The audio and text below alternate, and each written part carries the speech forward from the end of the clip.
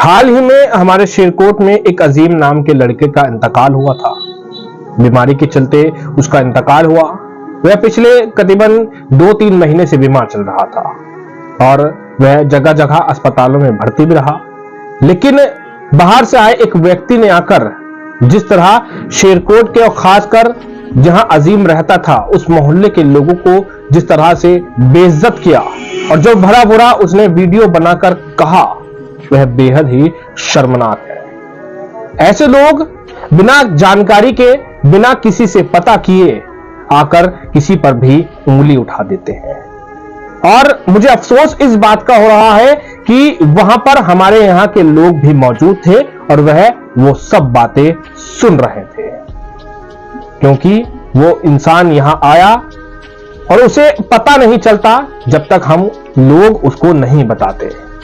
लेकिन उसको भी ये सोचना चाहिए था कि बिना किसी जानकारी के जिस तरह से उसने अनाप शनाप हमारे यहां के लोगों को कहा, वे बेहद ही शर्मनाक है और घटिया किस्म की बात है। जिस तरह उसने कहा कि ये लड़का अजीम यहां पर पड़ा रहा, 7-8 दिन से पड़ा रहा, उसके मुंह में कीड़े पड़ गए और इस मोहल्ले के लोगों ने, इस शहर के लोगों ने उसको देखा तक नहीं, उसको पूछा तक नहीं। तो मैं आपको यह बता दूं कि अजीम की तकरीबन में 2-3 महीने से तबीयत खराब थी और उसका जब तबीयत खराब थी तो जगह जगह उसने दिखाया अपने आप को, और जब तबीयत में कुछ सुधार नहीं आ पाया और जब उसकी मेट्रो तक बिक गई तो यहां के लोगों ने ही उसकी इलाज कराया, यहां के लोगों ने ही उसे जगह जगह अस्पतालों में भर्ती कराया और खासकर उस मोहल्ले के लोगों ने। तो पहले आपको इन सब चीजों की जानकारी लेनी चाहिए। जिस तरह आपने सोशल मीडिया पर डालकर वहां के लोगों को बेइज्जत किया, वहां के लोगों को भला बुरा कहा, यह तक कहा कि डूब मरने वाली बात है, तो डूब मरने वाली बात आपके लिए है, क्योंकि आप मदद नहीं कर रहे हो, आप सिर्फ और सिर्फ गरीबों को बेइज्जत कर रहे हो। इस्लाम में मदद करना ऐसा आया है कि आप अगर एक हाथ से किसी की मदद कर रहे हो तो आपके ही दूसरे हाथ को उसकी भनक तक ना लगे। इस तरह से इस्लाम में मदद करना आया है।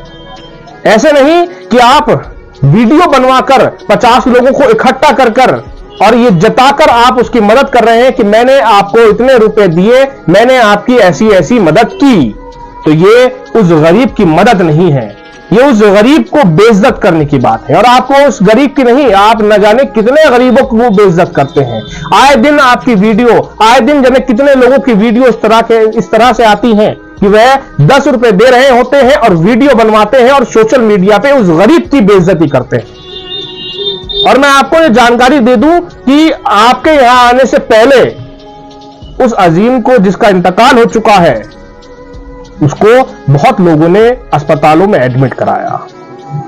वो लोग बेइज्जत नहीं थे, वो लोग दिखावा नहीं करते हैं, वो लोग अपने आप में फेम नहीं पाते हैं, अपने आप को पॉपुलर नहीं करना चाहते हैं एक मदद के नाम पे, गरीब की मदद करने के नाम पे। वो लोग आपकी तरह नहीं है। मैं आज भी उनका नाम नहीं लेना चाहता हूं, क्योंकि उन लोगों ने काफी मना किया है कि हमारा नाम नहीं आना चाहिए। जो लोग जो कह रहे हैं उनको कहने दीजिए, और ये खुदा देख रहा है कि कौन किस दिल से मदद कर रहा है।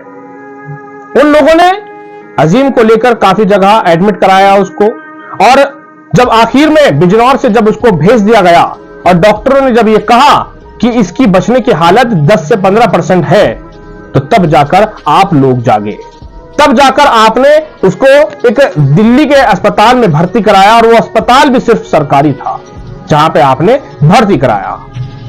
लेकिन खैर, जब आपने भर्ती कराया तब उसकी हालत ऐसी नहीं थी कि वो बच पाता। मौत और जिंदगी अल्लाह के हाथ में होती है, और जिस किसी ने भी अजीम को बचाने की मदद की वह सब जानते हैं और ये खुदा भी जानता है। लेकिन वो ऐसे लोग नहीं थे जो अपने आप को शो करते, वो ऐसे लोग नहीं थे जो वीडियो बनवाकर सभी इस पूरे सोशल मीडिया पर उस गरीब को नंगा करते, उस गरीब की गरीबी की बेइज्जती करते। वो उनमें के लोग नहीं थे। और मैं यहां के लोगों के लिए भी कुछ कहना चाहता हूं कि आपको शर्म आनी चाहिए कि आपके शहर में आकर, आपके मोहल्ले में आकर आपको वो बेइज्जत कर गया और आप खामोश खड़े होकर उसकी जुबान में हामी भर रहे थे। न शर्म आनी चाहिए उन लोगों को। मैं कहता हूं कि जो लोग सब कुछ जानने के बाद भी खामोश खड़े हुए थे, क्योंकि हमारे शेरकोट की बेइज्जती हुई है, क्योंकि हमारे उन लोगों की बेइज्जती हुई है जिन लोगों ने अजीम को बचाने के लिए हर तरह से मेहनत की, हर तरह से उसकी मदद की। मैंने भी एक वीडियो अजीम को लेकर डाली थी, जिसके बाद काफी लोगों ने अजीम को मदद की, लेकिन खुदा को यही मंजूर था, अजीम की मौत हो चुकी है, उसका इंतकाल हो चुका है। ये बहुत अफसोस की बात है, क्योंकि अब बेसहारा उसकी एक मां रह चुकी है। मैं आप सबसे यह कहना चाहता हूं कि अगर आप मदद कर रहे हैं तो दिखावा कर कर मदद ना कीजिए, क्योंकि वो लोग जो अपनी इज्जत को सब कुछ मानते हैं, वो लोग इसी तरह से मर जाते हैं बिना किसी से मदद मांगे, क्योंकि उन्हें यह डर होता है कि जो लोग हमें मदद करने आएंगे वो हमारी वीडियो बनाएंगे, जो लोग हमारे मदद करने आएंगे वो हमें इस सोशल मीडिया पर बेइज्जत करेंगे और अपने लिए फेम पैदा करेंगे, अपने आप को फेमस करेंगे। और यही आज के इस माशरे में चल रहा है, यही आज हर इंसान करने को तैयार है। वो 10 रुपए की मदद करता है और 50 जगह उस वीडियो को अपलोड करता है, और उस वीडियो को अपलोड कर कर उन सभी प्लेटफॉर्म से पैसा कमाता है, आपको बेइज्जत कर कर, गरीबी को बेइज्जत कर कर। इसीलिए जो जरूरतमंद लोग होते हैं वह आज के दौर में मदद नहीं मांगते हैं, क्योंकि उन्हें इसी बात का डर होता है कि हम अगर मदद मांगेंगे तो हमें पूरे समाज में बेइज्जत किया जाएगा। तो मदद 100, 50, 1000, 5000 की करेंगे, लेकिन पूरे समाज में हमारी थू-थू कर देंगे। ऐसी मदद ना करें, मदद करें तो दिल से करें, क्योंकि इस्लाम में मदद ऐसी आई है कि आपके एक हाथ से अगर मदद की गई है तो आप ही के दूसरे हाथ को उसकी भनक तक ना लगे।